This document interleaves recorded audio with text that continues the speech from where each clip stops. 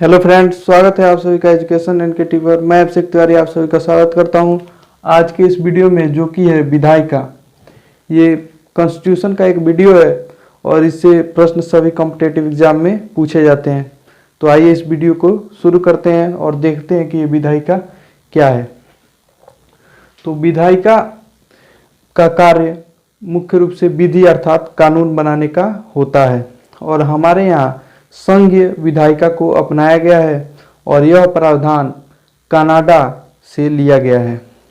संघीय विधायिका का मतलब है कि केंद्र और राज्य दोनों स्तरों पर ही विधायिका होगी। तो केंद्र स्तर पे जो विधायिका होती है उसको हम संसद बोलते हैं और राज्य स्तर पे जो विधायिका होती है उसको हम विधानमंडल बोलते हैं। तो इसको हम समझते हैं, इसकी संरचना को और कहाँ से इसमें से प्रश्न पूछे जाते हैं। तो इसके मुख्यतः दो भाग हैं। पहला केंद्र विधायिका,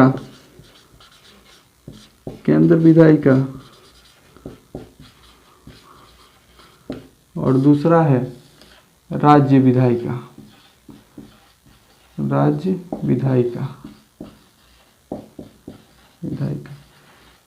केंद्र विधायिका जिसको हम संसद भी बोलते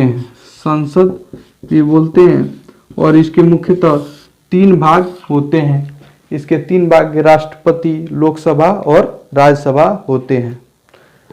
राष्ट्रपति,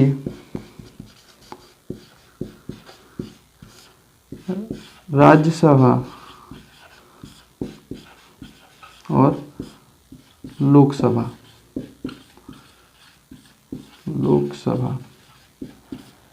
तो संसद का वर्णन हमारे संविधान के अनुच्छेद 79 में मिलता है। 79 इसमें संसद का वर्णन है, जबकि राज्यसभा का अनुच्छेद 80 और लोकसभा का वर्णन अनुच्छेद 81 में है और राष्ट्रपति का वर्णन अनुच्छेद 52 में है।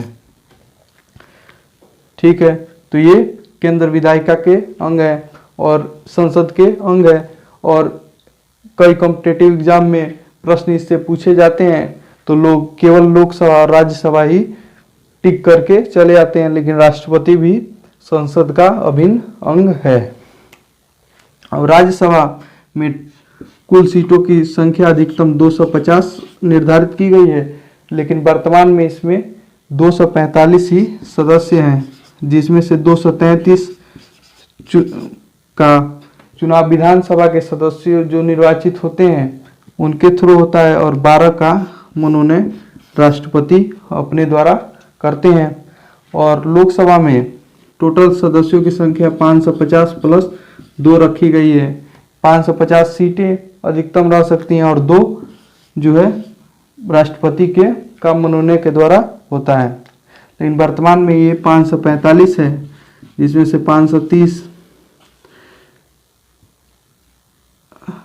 530 वो केंद्र मतलब राज्यों से और 20 केंद्र शासित प्रदेशों से रखा गया है, लेकिन वर्तमान में इसमें से 13 ही हैं, क्योंकि जनसंख्या केंद्र शासित प्रदेशों की कम है।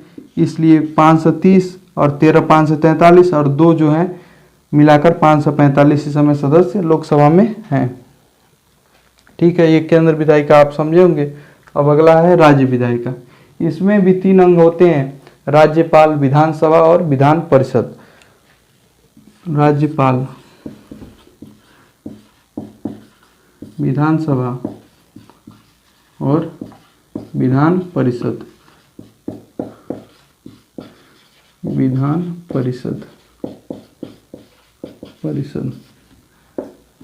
तो जैसे यहाँ केंद्र विधायिका में जो कार्य राष्ट्रपति के हैं वही राज्य विधायिका में राज्यपाल के हैं, और जो यहाँ विधानसभा है वही यहाँ लोकसभा है। यहाँ भी प्रतिनिधि जनता के द्वारा चुनकर आते हैं। यहाँ जो लोकसभा का नेता है वो प्रधानमंत्री चुना जाता है और जो विधानसभा का नेता होता है वो मुख्यमंत्री चुना जाता है।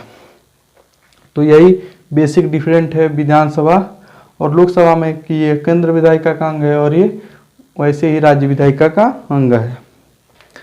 और विधानसभा में यह निर्धारित किया गया है कि अधिकतम सीटों की संख्या 500 हो सकती है। तो वर्तमान में सबसे अधिकतम सीटों वाला राज्य उत्तर प्रदेश है, जी हाँ 403 सीटें हैं। और इसके बाद विधान परिषद जो है ये अस्थाई सदन है। जैसे यहाँ राज्यसभा अस्थाई सदन है वैसे ही विधानसभा अस्थाई सदन है, लेकिन ये राज्यों को अपने स्वेच्छानुसार यह कहा गया है कि वो विधान परिषद रख भी सकते हैं और नहीं भी रख सकते हैं। तो वर्तमान में 6-7 ऐसे राज्य होंगे जहाँ विधान परिषद मिलता है, बाकी विधानसभा हर राज्य में होता है। तो विधानसभा की अधिकतम सीटों की संख्या 500 और न्यूनतम 60 हो सकती हैं, लेकिन इसके कुछ अपवाद भी हैं। कई राज्यों में ये सीटें 60 से कम भी होती हैं। ठीक है, ये उम्मीद करता हूँ कि ये विधायिका आपको समझ में आया होगा। इसमें केंद्र विधायिका जो संसद होता है और संसद के 3 अंग, और राज्य विधायिका जो विधानमंडल भी जिसको बोलते हैं उसके ये 3 अंग, राज्यपाल, विधानसभा और विधान परिषद आपको समझ में आए होंगे और यहाँ से आपके प्रश्न नहीं छूटेंगे। धन्यवाद जुड़े रहने के लिए।